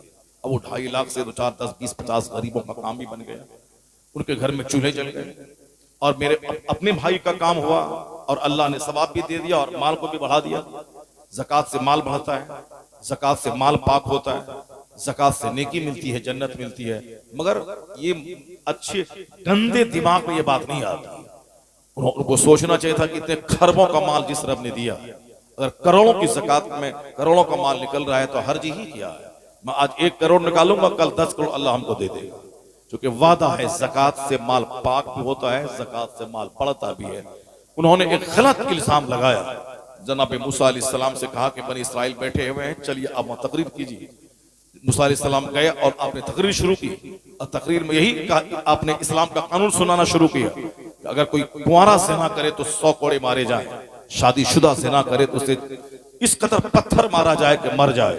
कहा कि रुक जाइए, फला औरत का ख्याल है कि आपने उनके साथ मुंह काला किया है। उसने इशारा किया उस औरत को, औरत उठी, मगर मूसा अलैहिस्सलाम को देखने के बाद थर थर कांपने लगी। हैबत के साथ वह सच उगल दी कि कारून ने मुझको माल का लालच दिला के आप पर इल्जाम लगाने के लिए मुझको तैयार किया है और आप बरी हैं, इसका इल्जाम गलत है। मूसा अलैहिस्सलाम की आंखों से खुशी के आंसू निकल गए, मगर एक तरफ जलाल ये था कि इस जालिम ने इतना घिनौना और खतरनाक इल्जाम लगाया। कहा इलाही तू इसे पकड़ ले। कहा मैंने जमीन तेरे हवाले किया, तू जो चाहे इसको हुक्म दे। जनाब मूसा अलैहिस्सलाम ने कहा जमीन कारून को निगल ले। जब कारून को जमीन निगलने लगी तो कहा लगता है कि मेरे सारे माल पे मूसा कब्जा कर लेंगे। मूसा अलैहिस्सलाम ने कहा कि जमीन इनके सारे खजानों समेत इसको निगल ले। पूरे खजानों समेत फिर कारून धंसता चला गया, कयामत तक धंसता चला जाएगा। जनाब मूसा अलैहिस्सलाम पर खतरनाक इल्जाम उस शख्स ने लगाया, बड़ा बिजनेसमैन था वो। बिजनेस और माल की मोहब्बत ने उसको काफिर बनाया। आज भी जो बिजनेस की वजह से नमाज पढ़ने की फुर्सत नहीं मिलती हो, उसका अंजाम कारून के साथ ना हो। जिसको दुकान की वजह से नमाज पढ़ने की फुर्सत न मिलती हो, 12 घंटे फजर से लेकर जोहर तक 8 घंटे में कोई नमाज फर्ज नहीं है। फजर की नमाज के बाद जोहर तक कोई नमाज फर्ज नहीं है, क्योंकि वो टाइम अल्लाह ने कमाने के लिए दिया। खूब कमाओ, दुकान में जाओ, फैक्ट्री में जाओ, ऑफिस में जाओ, स्कूल में जाओ, जहां जाना है जाओ, कमाओ। फजर की 2 रकात नमाज पढ़ने के बाद, 2 रकात सुन्नत, 2 रकात फर्ज पढ़ने के बाद निकल जाओ, जमीन पे फैल जाओ। उससे लेकर जोहर तक कोई नमाज बीच में फर्ज नहीं है। 8 घंटे जी भर के काम करो। ये दुनिया है, दुनिया का काम इस तरह करो कि जैसे लगे कि मुझको 50,000 साल तक दुनिया में रहना। दुनिया का काम इस तरह लगन के साथ करो, लगन से पढ़ाई, लगन से खेती, लगन से बिजनेस। आज काफिरों से बिजनेस का ट्रिप सीखो। उसके यहाँ हम लोग जाते हैं कपड़ा खरीदने के लिए तो 100 थान निकाल के रख देता है। अगर नहीं लेते हैं तो गुस्सा तो उसको आता है, मगर घोंट पीने के बाद मुस्कुराता हुआ कहता है मैं क्या कर सकता हूं, अगर आप नहीं पसंद नहीं आया तो अब हमारे ही माल में कमी है, अब कोशिश करूंगा कि आइंदा आपकी पसंद का मैं माल रखूं। उसका बढ़ता हुआ कदम रुक जाता है, उसी में से माल लेता है। हमारे यहाँ अगर 2 माल निकाल के दिखलाया, अगर बच्चा नहीं, अगर सामने वाला कस्टमर नहीं लिया, एक तो वो दांत पीस के उसको देखता है, आंख निकाल लेगा उसका, और अगर बर्दाश्त नहीं हुआ तो जबान से गाली दे देता है उसको। अब 5 साल के बाद दुकान उजड़ गई तो बोलता है कि क्या करें, अल्लाह ने दुकान उजाड़ दिया। माज़अल्लाह, 1000 बार माज़अल्लाह। अपनी बद अखलाकी से दुकान उजड़ी और इसको बोलता है कि अल्लाह ने उजाड़ दिया। अल्लाह ने कहा था तुम बद अखलाकी से काम लेना। अल्लाह का सारा काम सिस्टम से होता है। जो रात के वक्त में टूटी हुई कंघी इस्तेमाल करे उनका गरीब होना तय है। जो चौखट पे बैठे गरीब होना तय है। जो रात में कूड़ा करकट एक कोने में ढेर जमा कर दे उसका गरीब होना तय है। जिसके घर में मकड़ी का जाला हो उसका गरीब होना तय है। जो फटा हुआ कपड़ा बगैर सिला के पहने उसका गरीब होना तय है। जो बच्चे आज इंजीनियर हैं फटा हुआ पैंट पहनते हैं, अगर वो कल उसकी नौकरी छूट जाए, वह सड़क पे आ जाए और बोले कि अल्लाह ने मुझको जलील कर दिया, उसका जिम्मेदार वह खुद है। अल्लाह ने जलील नहीं किया, उसने खुद अपनी जिल्लत का सामान मुहैया किया, खुद जिल्लत का सामान मुहैया किया। जो दिन भर नापाक रहे उसका गरीब होना तय है। जहां जहां औरतें नापाक अपने घर में चलती हैं वहां वहां की जमीन उसको कोसती रहती है। नापाक हुई रात में नहाएगी 4 बजे शाम में, अब इतनी देर तक उसी आंगन में चली वो जमीन कोसती रही, वहां क्या बरकत होगी। और कल अगर घर में कुछ आफत आ जाए, अगर परेशान हो जाए तो कहेंगे कि अल्लाह ने ऐसा कर दिया, हम तो कुछ नहीं किया था। रात में सारे बर्तन को ढांप के रखना चाहिए। साल के 360 दिन में एक रात वबा उतरती है। अगर बर्तन खुला रहा उसमें वबा उतरी और बच्चे उसके पोलियोग्रस्त पैदा हो गए, उसके बच्चे सर से लेकर पांव तक मफलूज हो गया, उसके घर में कोई आफत नागहानी आ गई तो ना बोले कि अल्लाह ने ऐसा कर दिया, उसका जिम्मेदार वो खुद है। जीने का एक सिस्टम दिया गया है। ऐसा नहीं कि जैसे चाहे खा लें, जैसे चाहे जी जाएं, ऐसा नहीं होता है। खाने का सिस्टम, पीने का सिस्टम, नहाने का सिस्टम, कपड़ा पहनने का सिस्टम, सोने और जागने का सिस्टम, बाथरूम जाने का सिस्टम, वहां पहला कौन सा पांव रखें उसका सिस्टम, मस्जिद में कैसे जाएं, मस्जिद से कैसे निकलें, मुर्दे को कैसे नहलाएं, मुर्दे को कैसे लेके चले, मुर्दे को कैसे कब्र में रखें, उसकी कब्र पे मिट्टी, उसके कफन पे मिट्टी ना पड़े, उसको बिल्कुल झटक के लेके नहीं चले। माँ की गोद से लेके कब्र की गोद तक जिंदगी के हर डिपार्ट में अगर शानदार गाइडेंस मौजूद है तो मजहब इस्लाम का गाइडेंस मौजूद है। कोई ऐसा मजहब नहीं है कि जो हमें जीवन के हर क्षेत्र में मेरी रहनुमाई कर सके। यह खालिस मजहब इस्लाम है जो बच्चा पैदा होते वक्त क्या करना है, दाहिने कान में आजान देनी है, बाएं कान में तकबीर कहनी है, और सबसे पहली ग़ज़ा मुत्तकी परहेजगार नेक लोगों की जबान का लुआब जिसे तहनीक कहते हैं, ये पहली ग़ज़ा बच्चों के मुंह में जाए। यानी बच्चा अभी पैदा हुआ है, उसी वक्त से इस्लाम की तरबियत शुरू है। ये बच्चा तेरा कैसे, इसका मुस्तकबिल कैसे रोशन होगा, इसकी सेहत कैसे रहेगी, जब इसकी 7 दिन में अकीका कर दे, वरना इसकी सेहत उसके अकीका के साथ गिरवी रहती है। वह तो कानूनन जिंदगी में कभी भी अकीका कर देगा, अकीका सुन्नत तो अदा हो जाएगी, लेकिन 7वें दिन कर दे, वरना बच्चे की सेहत खराब हो जाएगी। बच्चे को सेहतमंद देखना चाहता है तो जल्दी से अकीका कर दे, क्योंकि बच्चे की सेहत अकीका के साथ गिरवी रहेगी। नाम अच्छा रख देना है, अच्छी पाकीज़ा नेक खसलत दाया से उसके दूध पिलाने का इंतजाम कर देना है, और फिर जल्दी से खतना करवा देना है। 2 साल के फौरी बाद, 1 मिनट 1 घंटा आगे नहीं, 2 साल के अंदर ही बच्चों के दूध छोड़ाने का इंतजाम कर देना है। चूंकि जो माँ का दूध 2 साल तक बच्चों के लिए बेहतरीन डाइट भी है, बेहतरीन फूड है, बेहतरीन मेडिसिन है और बेहतरीन इम्यूनिटी पावर देने की सलाहियत रखता है, वही 2 साल के बाद वह दूध जहर हो जाता है। 2 साल के बाद जिन माओ ने अपने बच्चों को दूध पिलाया, वो बच्चों के पेट में जहर डालती है, वो बच्चों के लिए डाइन और कातिल है, वो बच्चों की सेहत का दुश्मन है, वो जो 2 साल के बाद अपना दूध बच्चों को पिलाती है। इसलिए अक्लमंद माएं 2 साल शुरू होने से पहले से ही वह दूध छुड़ाने की तरकीब करती हैं, चाहे जिस तरह से भी बच्चा छोड़े, 2 साल होने से पहले वो दूध छुड़ा देती है। यहां तक कि दूध पिलाने, नाम रखने, 4 साल 4 महीने 4 दिन हो, बच्चों की अपने समाज के अच्छे लोगों के जरिया बिस्मिल्लाह खानी की रस्म करवाई जाए।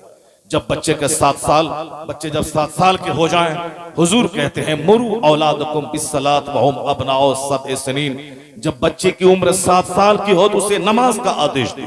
7 साल में नमाज फर्ज होती नहीं है, बच्चे को नमाज की आदत लगा, कभी जोहर पढ़ेगा, कभी असर छोड़ेगा, कभी मगरिब पढ़ेगा, कभी फजर छोड़ेगा, यहां तक कि उम्र 10 साल हो जाएगी। और हुजूर कहते हैं जब 10 साल की उम्र के बच्चे हो जाएं, वदरिबूहुम अलैहा व हुम अबनाओ 10 सनीन, जब बच्चे 10 साल के हो जाएं उसे मार के नमाजी बना दे। यानी 10 साल से पहले अगर वह नमाज छोड़ता है तो नहीं बोला जाएगा इसकी नमाज की तुम कज़ा भी करो, नहीं, कज़ा के बारे में नहीं बोला जाएगा, लेकिन 10 साल के बाद मारा भी जाएगा और जो नमाज उसकी कज़ा होती हो, जैसे असर पढ़ा, मगरिब नहीं पढ़ा, ईशा में, उससे कहा जाए कि मगरिब की नमाज कज़ा पढ़ ले।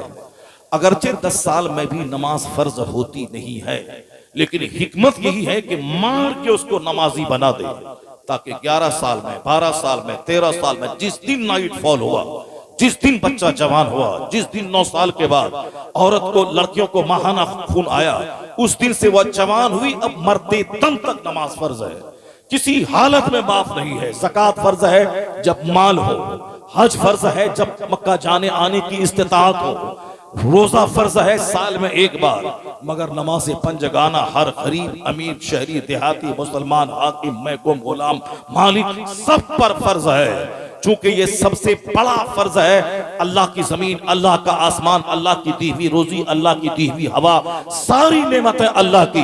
तो जब 24 घंटे में अल्लाह की नेमतों का इस्तेमाल करता हो तो उस नेमत का शुक्राना यही है कि मैं फजर के बाद 8 घंटे काम करूं, फिर जोहर में मैं अल्लाह के सामने हाजिर हो जाऊं, फिर 3 घंटे काम करूं, फिर अस्र में हाजिर हो जाऊं, फिर 2 घंटे बाजार में सौदा सलफ खरीदूं, फिर मगरिब में हाजिर हो जाऊं, फिर 2 घंटे बाल बच्चों के दरमियान दरमियान रहो, फिर ईशा में हाजिर हो जाओ, फिर 8 घंटे की गहरी नींद लूं, फिर सबसे उठने के बाद सबसे पहले, दुकान जाने से पहले, बाजार जाने से पहले, सबसे पहले मैं मस्जिद का रुख करूं ताकि रब करीब को मैं सजदा करूं। जिस रब ने मुझे 8 घंटे गहरी नींद देकर पिछले दिन की सारी थकावट को दूर करने का इंतजाम फरमा दिया, मैं फ्रेश हूं। 8 घंटे सोने के बाद दोबारा 8 घंटे काम करूंगा। तो जितनी बड़ी नेमत अल्लाह ने मुझको दी है उसका शुक्राना यही है कि मैं 4 रकात नमाज फज्र अदा कर लूं। यह नमाज सर से लेके पांव तक करोड़ों नेमतों का शुक्राना है, जिसमें सर से लेके पांव तक सारे पार्ट्स शरीक हो जाते हैं। इसलिए नमाज फर्ज आजम है। उसकी तरबियत दिलाते ही मुस्तफा ने कहा 7 साल का बच्चा हो नमाज का आदेश दे, लड़का हो या लड़की, और जब 10 साल के हो मार के नमाजी बना दे, और जब नमाजी बन जाए उनका बिस्तर अलग कर दे उनका, ताकि अपने से सोने पढ़ने पहनने ओढ़ने खाने पीने सारा सिस्टम अपना अलग वो कर ले। अब वो जवानी की तहरीज पर कदम रखने वाला है, उनका सारा सिस्टम, अब वो माँ के साथ न सोए, अब वो अपने बाप के साथ न सोए, अपने बड़े छोटे भाई के साथ न सोए। अब 10 साल के बाद वो अपना बिस्तर अलग कर ले। फर्रकू बैनहुम फिल मदाजी, आया है कि बिस्ताब गाहों में उनको अलग कर दे जब नमाज का आदी हो जाए। क्यों? अगर 11, 12, 13 साल के बाद जिस दिन नमाज फर्ज हुई उससे पहले ही वो नमाजी बन चुका होगा, अब कज़ा करने के बारे में कभी नहीं सोचेगा। इसलिए कि हज मुमकिन है कि उस पर फर्ज ना हो, चूंकि साहिब इस्तिताअत ना हो सके, मुमकिन है कि उस पर ज़कात फर्ज ना हो, साहिब माल ना हो सके। इसलिए ज़कात और ज़कात का कानून सीखना सिखाना उस वक्त जरूरी है जब वह साहिब माल हो जाए। और जब हज फर्ज हो तब हज के बारे में कितने फराइज, कितने वाजिबात, कितने मुस्तहबात, कितने सुनन है, कितना वकूफ अरफा फर्ज है कि वाजिब है, रमी जमार वाजिब है कि सुन्नत है, वो सब जब हज फर्ज हो जाए तब सीखना जरूरी है। लेकिन नमाज चूंकि हर मर्द औरत आकिल बालिग जिंदगी की आखिरी सांस तक फर्ज है, इसलिए नमाज में कितने फराइज हैं, कितने वाजिबात हैं, वजू में कितने फर्ज हैं, नमाज के अंदर कितनी कितनी चीजें पढ़ी जाती हैं, उन सबों का सीखना हर मुसलमान पे लाजिम और जरूरी है। इसलिए हर मुसलमान गरीब अमीर खड़ा न हो सके बैठ के पढ़े, बैठ न सके लेट के पढ़े, लेट न सके इशारे से पढ़े, कपड़ा हो कपड़ा पहन के पढ़े, कपड़ा न हो नंगे पढ़े, गड्ढा खोद के पढ़े, कभी माफ नहीं है। मस्जिद जा सकता हो, मस्जिद जाके नमाज पढ़े 27 गुना ज्यादा सवाब मिलेगा, और मस्जिद जा सकता हो फिर भी नहीं पढ़ेगा, उसकी नमाज घर में होगी ही नहीं, क्योंकि नमाज बाजमात पढ़ना वाजिब है, और वाजिब का आदतन तर्क करने वाला फासिक मरदूदु शहादा है। इसलिए जो लोग आदतन जमात छोड़ते हैं वह समझ लें उसकी नमाज ही नहीं होती है, वह फासिक मरदूदु शहादा है, उसकी कोई गवाही कबूल नहीं की जाएगी। लेकिन जो माजूर है, सफर में है, कहीं बाहर है, सफर में है, तो जुमा की नमाज फर्ज नहीं तो जमात की क्या कहना, जमात का क्या कहना। इस तरीके से नमाज के ताल्लुक से सारे मसाइल सीखना जरूरी है। नमाज पढ़ने के लिए पैसा जरूरी नहीं है, नमाज पढ़ने के लिए बहुत हज की तरह 3 महीने नहीं लगते हैं। 5 वक्त नमाज पढ़ने में अगर हम जोड़ लें 24 घंटे में 22 से 23 घंटे अपने पेट के लिए है, और 1 घंटा सिर्फ रोजी देने वाले रब के लिए मैं निकालता हूं। इसलिए हर माँ बाप पे जरूरी है कि मकान बच्चों को दें न दें, नमाज का तरीका सिखा दें, दुकान दें या न दें, नमाज का तरीका सिखा दें, डॉक्टर इंजीनियर बनाए या नहीं बनाए, नमाज का तरीका सिखा दें। कयामत के दिन नहीं पूछा जाएगा कि तुमने बच्चों को डॉक्टर क्यों नहीं बनाया। बेशुमार डॉक्टर हैं लुच्चे लफंगे बदतमीज, जो दूसरों की जायदाद बेचवा के अपना आशियाना बनाते हैं, जो दलाली खाते हैं, पैथोलॉजी से दलाली लेते हैं। आज एक दवाई से फायदा हो सकता है पर 50 तरह की दवाई लिख के उसका कमीशन खाते हैं। ये डॉक्टर की सूरत में कमीशन खोर, ये डॉक्टर की सूरत में गरीबों की जमीन बेचवाने वाला, ये डॉक्टर की सूरत में आने वाले मरीजों को मार देने वाला, वेंटिलेशन पर उसके मसनूई तौर पर सांस पेट फुला करके सामने वालों का बिल बढ़ा देने वाला, ये डॉक्टर है। डॉक्टर है मगर इंसान नहीं है। इसलिए तो मैं कहता हूं डॉक्टर बनना आसान है, इंसान बनना मुश्किल है। इंजीनियर बनना आसान है, इंसान बनना मुश्किल है। आज जो समाज में डॉक्टर इंजीनियर बनाने का जो एक नशा छा गया है, वो डॉक्टर और इंजीनियर की सूरत में मोरबी का पुल गिर गया, 200 से ज्यादा लोग मर गए मोदी जी की नाक के सामने।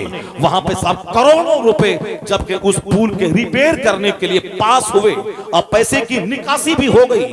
वह पैसा किन दलालों ने खाया, किन बदतमीजों के पेट में गया, किस इंजीनियर ने उसको हड़पा, जिसकी वजह से वक्त पे मुरम्मत न हुई और पुल टूटा और कितने चमन उजड़ गया, कितना घर उजड़ गया, कितने हाथों की मेहंदी लगी हुई रह गई, कितना मंडप लगा हुआ रह गया, घर के सारे लोग मर गए। किसका जिम्मेदार कौन है? वह इंजीनियर। जब मेरा बेटा इंजीनियर बनेगा, कमाएगा खाएगा। अब इंजीनियर बनेगा, कमाएगा खाएगा, तो कमाएगा दलाली करके खाएगा, काम नहीं होगा फिर भी लिख देगा काम हो गया, झूठ बोल के कमाएगा। या झूठे इंजीनियर लोग कहते हैं कि इल्म बढ़ रहा है, या झूठे डॉक्टर कहते हैं कि इल्म बढ़ रहा है। लुच्चे बढ़ रहे हैं, लफंगे बढ़ रहे हैं, बेईमान बढ़ रहे हैं, हरामखोर बढ़ रहे हैं, दुश्मन समाज के बढ़ रहे हैं। इंसान कहां है? बाप ने इंसान बनाया ही कहां?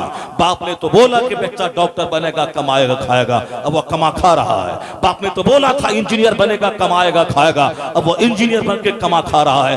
बाप बोला कहां था मेरा बेटा इंसान बनेगा, मेरा बेटा शरीफ बनेगा, मेरा बेटा समाज का शुभचिंतक बनेगा, मेरा बेटा समाज का वेलविशर बनेगा, मेरा बेटा गरीब रहेगा मगर समाज को अपने से कष्ट नहीं पहुंचाएगा और समाज के कष्ट को दूर करने का काम करेगा। पढ़ने का मतलब है नेक बनना, दूसरों को नेक बनाना। पढ़ने का मतलब है शरीफ बनना, दूसरों को शरीफ बनना।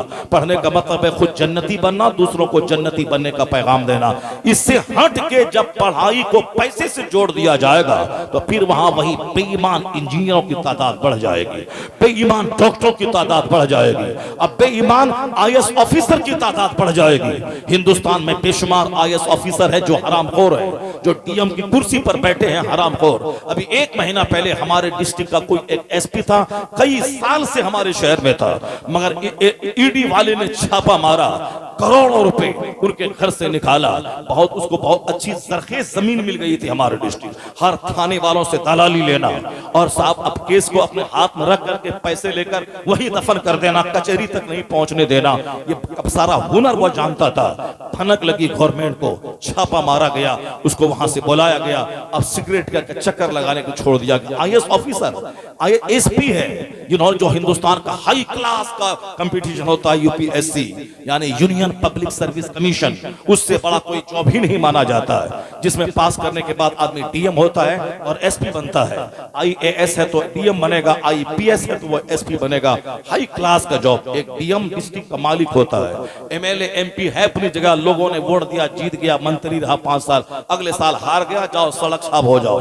मगर डीएम जब तक डीएम है, जब तक सर्विस पीरियड है 30-40 साल तक, वो कहीं ना कहीं किसी न किसी डिस्ट्रिक्ट का वो मालिक होता है और हर सीएम डिस्ट्रिक्ट के डीएम से राब्ते में रहता है। कहीं दंगा हुआ, जलजला आया, बारिश हुई, सैलाब आया, घर में आग लग गई, बस्ती जल गई, मारपीट हो गई, वो सारी रिपोर्ट डीएम को अपने सीएम को देना है। सीएम डिस्ट्रिक्ट के सारे डीएम से रिलेटेड होता है, क्योंकि पूरी डिस्ट्रिक्ट की जिम्मेदारी डीएम की होती है। अब जब डीएम ही हरामखोर हो जाए, एसपी हरामखोर हो जाए, तो क्या कहेंगे आप? जो हिंदुस्तान का सबसे हाई क्लास का, पोस्ट क्लास का कंपटीशन है, उसको पास करने के बाद नौकरी में आया, अब वो हरामखोरी करके जल्दी से अरबपति बनना चाहता है। तनख्वाह है 3 लाख रुपए महीना, वो चाहता है 30 लाख में डेली कमा लो, 30 लाख हर महीने कमा लो। कहां से आएगा? किसी गरीबों की बस्ती गुजारेगा, किसी को कत्ल करवाएगा, डकैतों से साजबाज करेगा, गवर्नमेंट के फंड को खुर्द-बुर्द करेगा। पढ़े लिखों की सूरत में बेईमान एसपी, बेईमान दारोगा जो 10 रुपए की खातिर सब्जी बेचने वाले के सामने भिखारी बन जाए। गवर्नमेंट तनख्वाह देती है 80,000 रुपए माहाना, 80,000 से पेट नहीं भरा और सामने सब्जी बेचने वाली से कहता है कि पैसा लाओ। अब वो 10 रुपए दिया, अपना मस्त हो गया। वो 10 रुपए भी देती है और 10 गाली भी देती है। ये सब सुन लिया। 80,000 महीना कमाने वाला 3 रुपए के लिए एक औरत की गाली भी सुनता है, उसके सामने जलील भी होता है। और साहब गाड़ी वाला जा रहा है, हाथ दिया, अब उनको दिया 10 रुपए, लिया, अपन चलता बना। 80,000 से पेट नहीं भरा और 10 रुपए उस गरीब से लेकर के अब वो मस्त है।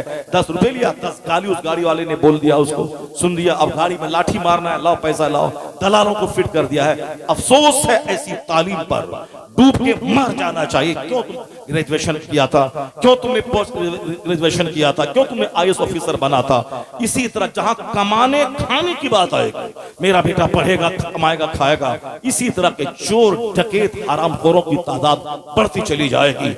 एक दरसगाह है मदरसा, जहां पहले ही दिन बच्चों की घुट्टी में पिलाया जाता है, बेटा झूठ बोलना हराम है, सारी शराब पीना हराम है, माँ बाप की तौहीन करना हराम है, दूसरों को ठगना हराम है। और जिस दिन दस्तार बंदी होती है 10 साल के बाद, उस दिन भी कहा जाता है नमाज छोड़ना हराम है, ज़कात छोड़ना हराम है, माँ बाप को सताना हराम है।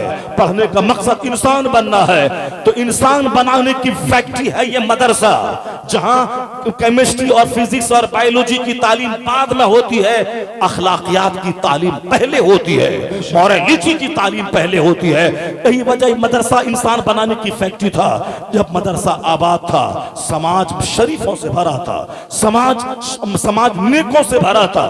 लेकिन जब से मदरसा उजड़ गया, गरीबों के चंद बच्चे पढ़ने लगे, मालदारों के बच्चों का पढ़ना अपनी तौहीन मालदार समझने लगे कि मैं अपने बच्चों को पढ़ाऊं, डॉक्टर इंजीनियर बनाऊं, मदरसों में गरीबों के बच्चे पढ़ेंगे। है मेरे संभल का मदरसा, सारा बच्चा बिहार उत्तर प्रदेश के साहब गोरखपुर और देवरिया से आएगा। संभल के देहात गरीबों का बच्चा जिसके पास पढ़ाने के लिए स्कूल में सकत नहीं है, उसका बच्चा पढ़ेगा। और मालदारों के सारे बच्चे 1-1 लाख रुपए माहाना डोनेशन देकर उसको स्कूल में, सेंट मैरी में, सेंट जोसेफ में उसको पढ़ाया जाएगा, ताकि बचपन से ही क्रिश्चियनों का गुलाम हो जाए, बचपन से ही क्रिश्चियनों की मॉडिफाइड बाइबिल का पाठ पढ़े और बच्चे हमारे हाथ से निकल जाए, क्रिश्चियनों की गोद में चले जाएं। और पैसे भी खर्च करें, क्रिश्चियन भी बना दे बच्चों को। मदरसे वो तो गरीब अनाथालय है, वह तो साहब गरीबों के पढ़ने की जगह है, वह यतीम खाना है। यतीम खाने में कौन माता अपने बच्चों को पढ़ाएगा? जब से मदरसा उजड़ गया और गवर्नमेंट ने भी उजाड़ना चाहा, उसे आतंकवादी का अड्डा कह दिया, उसका दिमाग खराब हुआ। जहां शरीफों की जमात तैयार होती है, जहां नमाजी की जमात तैयार होती है, जहां माँ बाप के फरमाबरदारों की जमात तैयार होती है, जहां दूसरों की करोड़ों की जायदाद एक तरफ रहे, हराम का 1 रुपया न खाने वाला गिरोह तैयार होता है, उसको आतंकवादी समझ में आया। मदरसे की चेकिंग शुरू कर दी, उसने भी मदरसों को टॉर्चर किया। और हमारे मालदार मुसलमानों ने भी अपने बच्चों को मदरसा न भेजकर मदरसों के साथ मजाक किया और क्रिश्चियनों के स्कूल की दुनिया को आबाद किया। जब फैक्ट्री ही बंद हो जाएगी और माल ही नहीं निकलेगा, तो समाज में माल कहां से मिलेगा? इंसान बनाने की फैक्ट्री या मदरसा, फैक्ट्री हो गई बंद, और अगर फैक्ट्री चालू भी है तो पैदावार है बहुत कम। इसलिए समाज में डकैतों की तादाद बढ़ गई, लुच्चों की तादाद बढ़ गई, बेईमान डॉक्टर, बेईमान इंजीनियर, हरामखोर डीएम की तादाद बढ़ गई, हरामखोर दारोगा और पुलिस वालों की तादाद बढ़ गई। अगर चाहते हो कि समाज शरीफों से भरे, एक रास्ता ये भी है कि इंसान बनाने की फैक्ट्री को दोबारा जिंदा कर दे। मदरसा जब स्ट्रॉन्ग होगा, मदरसे की तादाद बढ़ेगी, जब यहाँ से बच्चे काफी तादाद में यहाँ से फारिग होंगे, तो शरीफों की तादाद में इजाफा हो जाएगा, नमाजियों की तादाद में इजाफा हो जाएगा, हलाल खाने वालों की तादाद में इजाफा हो जाएगा, मस्जिदों को आबाद करने वालों की तादाद में इजाफा हो जाएगा। अगर नहीं किया तो समाज जानवरों से भर जाएगा, और अगर की मेहनत किया, मदरसा आबाद हुआ या फैक्ट्री जवान हुई, तो शरीरों की तादाद घटेगी, नेकों की तादाद में इजाफा हो जाएगा। नारे तकबीर, नारे रिसालत, नारे हैदरी, मसलके आला हजरत सीरत मुस्तफा अल्लामा डॉक्टर शहरयार खान साहिब किबला, सुभान अल्लाह। समाज को कहां लोग लेके जा रहे हैं? समाज कहां जा रहा है? समाज किस तबाही के कगार पे जा रहा है? मैंने अपनी गुफ्तगू का आगाज किया था, वाहिद मजहब इस्लाम है जिसमें जिंदगी के हर डिपार्ट से बहस होती है। हमें सारी चीजें खोल खोल के बयान किया गया है। यह ट्रेजेडी और विडंबना है कि हमारे बच्चे अंग्रेजों के गुलाम हो गए, हमारे बच्चे फिल्म के हीरो के गुलाम हो गए। वरना ये मजहब तो इतना जबरदस्त है जिसके ताल्लुक से आज जैसे जैसे इल्म दुनिया में बढ़ता जा रहा है, वैसे वैसे कलमा पढ़ने वालों की तादाद में इजाफा भी होता चला जा रहा है।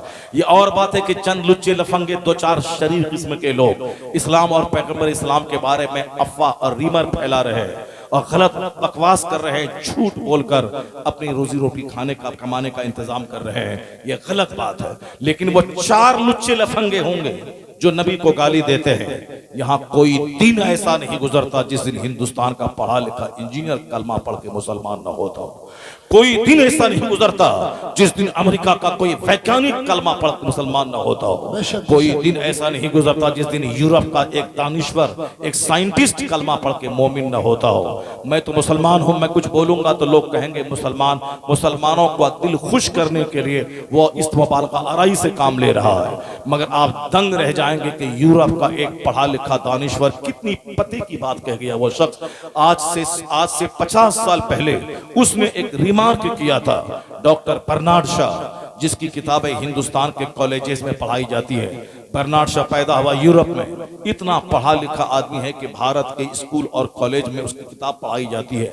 मैंने भी जब ग्रेजुएशन कर रहा था उस वक्त भी मैंने डॉक्टर बर्नार्ड शॉ का नाम मैंने सुना था, उसकी किताब मैंने पढ़ी थी।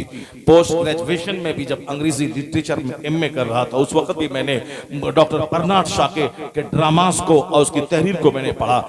कहाँ पैदा हुआ, लंदन में, यूरोप में, और कहाँ हिंदुस्तान के कॉलेज में उसकी किताब पढ़ाई जाती है। ये दिल्ली का बंदर वो क्या जाने कि मुस्तफा कौन है, इस्लाम क्या है। वो साहब साउथ इंडिया का वो बंदर क्या जाने इस्लाम क्या है, पैगंबर इस्लाम क्या है। तुम्हारे चीखने और चिल्लाने और तुम्हारे बेहयाई और ठठाई का मुजाहिरा करने से कुछ नहीं होगा। तुम तो अपनी औकात बता रहे हो कि मेरे दिल में क्या है। तुम तो लुच्चा हो, लफंगा हो, कम पढ़े लिखे हो, बदतमीज हो। हिंदुस्तान का राष्ट्रपिता गांधी, उसने कभी कहा था कि मैं इस्लाम के पैगंबर की जीवनी पढ़ा हूं, मैं कुरान का हिंदी अनुवाद पढ़ा हूं। पहले मैं समझता था कि इस्लाम तलवार के बल पे फैला है, लेकिन जब से मैंने कुरान का हिंदी अनुवाद पढ़ा, इस्लाम के पैगंबर की पवित्र जीवनी पढ़ी, अब मैं कह सकता हूं कि इस्लाम तलवार के बल पे नहीं, इस्लाम तो अपनी सच्चाई और इस्लाम के पैगंबर के अखलाक की बुनियाद पे फैल गया। सुभान अल्लाह। तो मैं राष्ट्रपिता गांधी की बात मानो कि इस कलवेटी राजा की बात मानो, मैं गांधी की बात मानो कि दिल्ली की बंदरिया की बात मानो। इन बंदरियों की बात से कभी नर्वस नहीं होने का। जो दुनिया के बड़े लोग हैं, उन लोगों ने जो अपना दिल खोल के मुस्तफा की तारीफ की है, उसको पढ़ने से ताल्लुक रखता है। यूरोप का दानिश्वर कहता है, और standards by which human greatness may be measured is anyone greater than he. वो क्या कहते हैं डॉक्टर लामार्टिन, इंसान की असमतों को जांचने का जितना पैमाना हो सकता है, इंसान की बुलंदी को नापने का जितना भी पैमाना और जितनी भी कसौटी हो सकती है, हर कसौटी पे लाके तब परखा जाए कौन है तारीख आदमियत में जो मुस्तफा से बड़ा हो सके। कोई नहीं मिलेगा जो मुस्तफा से बड़ा हो। इसलिए बरेली का आला हजरत ने 100 साल पहले कहा था, सारे ऊंचों में ऊंचा समझिए जिसे, है उस ऊंचे से ऊंचा हमारा नबी।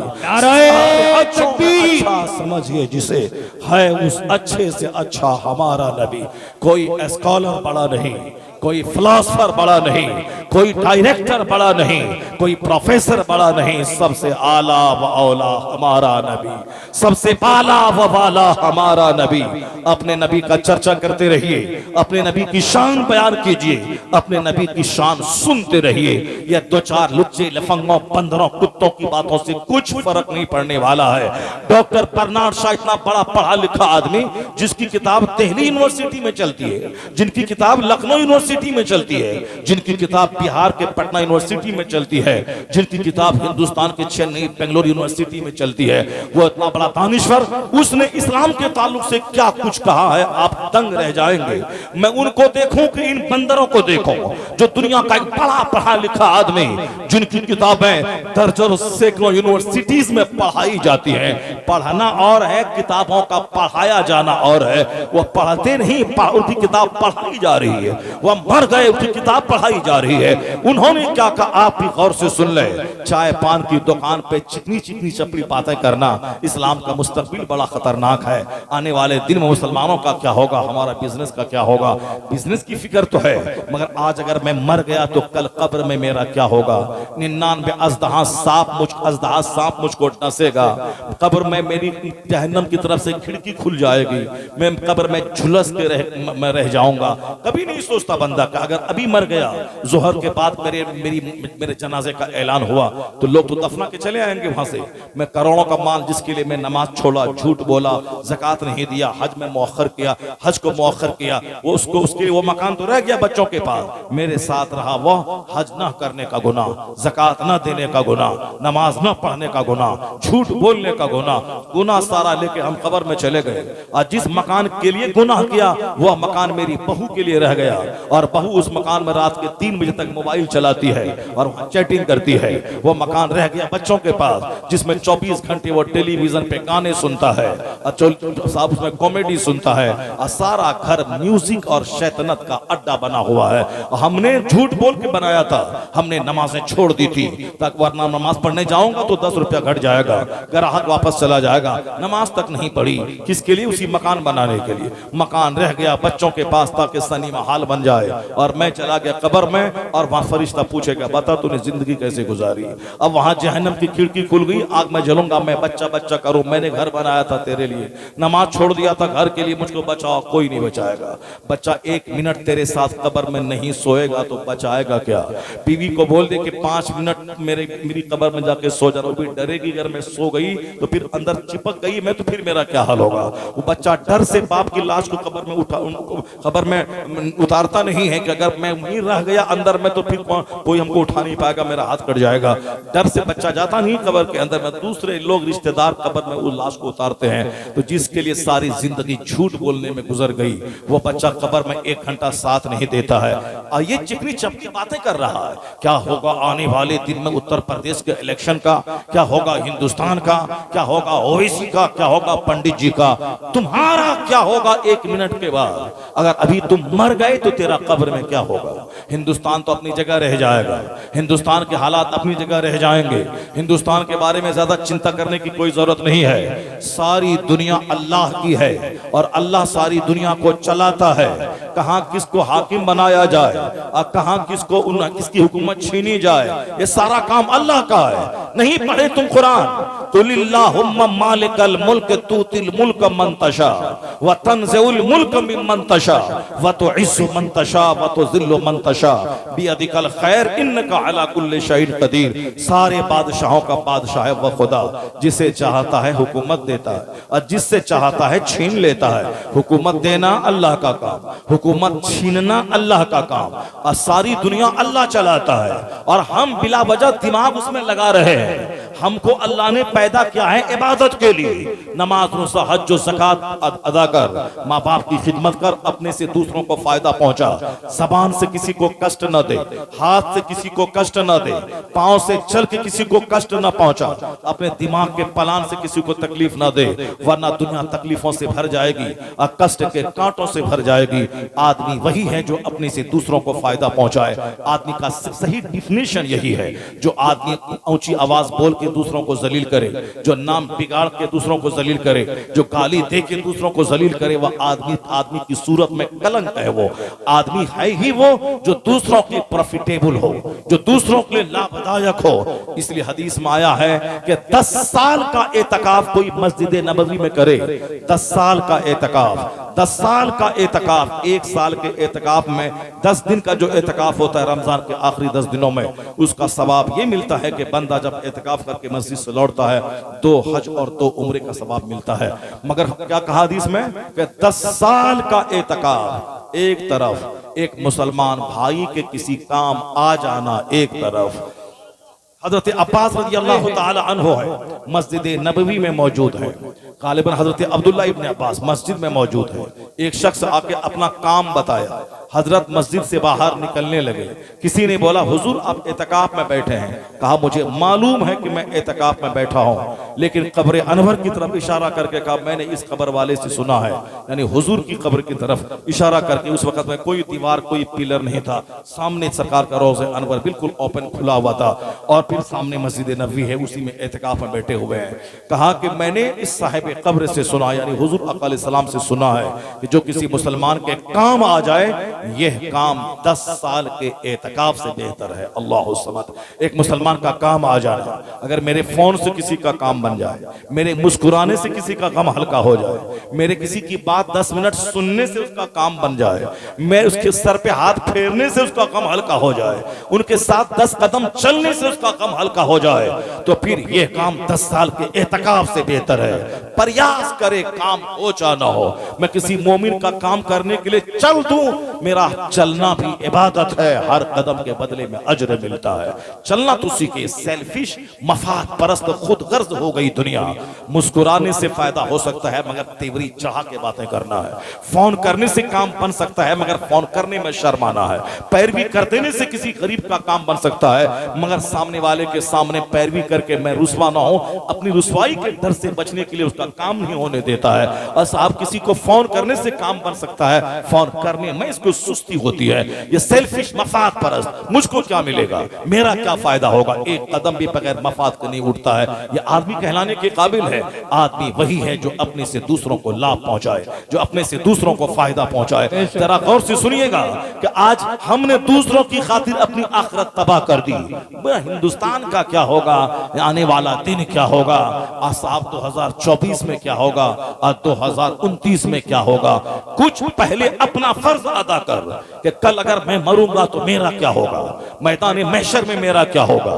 मेरी नेकी बदी तौली जाएगी, नेकी है 1000 और बुराई है 50 करोड़, मेरा क्या होगा। पुलसरात पे मैं कैसे चलूंगा, उसका ख्याल उसको याद करना चाहिए। हुकूमत के बारे में ज्यादा चिकनी चपली बातें मत कीजिए। कुलिल्लाहुम्मा मालिकल मुल्क, अल्लाह सच्चा, अल्लाह की बात सच्ची। अल्लाह जिसे चाहता है सल्तनत देता है और जिससे चाहता है छीन लेता है। तो सल्तनत देना छीनना अल्लाह का काम है। हमारा काम वमा खलक़तुल जिन्ना वल इंसा इल्ला लियअबुदून, हमारी पैदाइश अल्लाह की इबादत के लिए हुई है। मेरा काम अल्लाह की इबादत, मेरा काम नमाज रोज़े हज और ज़कात, मेरा काम अपने से दूसरों को लाभ पहुंचाना, मेरा काम अपने घर को इस्लामी उसूल का आईनादार बना देना, न कि अपने घर को लड़ाई झगड़े का दंगल बना देना। शौहर बीवी लड़ते लड़ते घर को साफ दंगल बना दे, औलाद और वालिदैन का रिश्ता कमजोर हो जाए, वो घर अखाड़ा बन जाए। और हर घर आज अखाड़ा बना है। पड़ोसी से लड़ रहा है, औलाद वालिदैन से लड़ रही है और शौहर बीवी से लड़ रहा है। यानी हर घर में सिर्फ लड़ाई है, झगड़ा है, सुकून नाम की कोई चीज नहीं। हर तरफ खुदकुशी के वारदात है। अरबपति के यहाँ भी फांसी के फंदे पे लोग लटक रहे हैं। गरीब की भी गरीबी से तंग आकर फांसी के फंदे पे लटक रहा है। हुजूर से हट के जो जिएगा वो अरबपति रहे उसे भी जहर खा के मरना पड़ेगा, और हुजूर से हट के अगर गरीब भी जिएगा उसे भी जहर खा के मरना पड़ेगा। इतने टेंशन दुनिया में है, इतनी उलझने दुनिया में है। हुजूर से निगाह हटी तो सिवाय जहर खाने फांसी के फंदे पे लटकने की कोई दूसरा रास्ता नहीं है। और नजर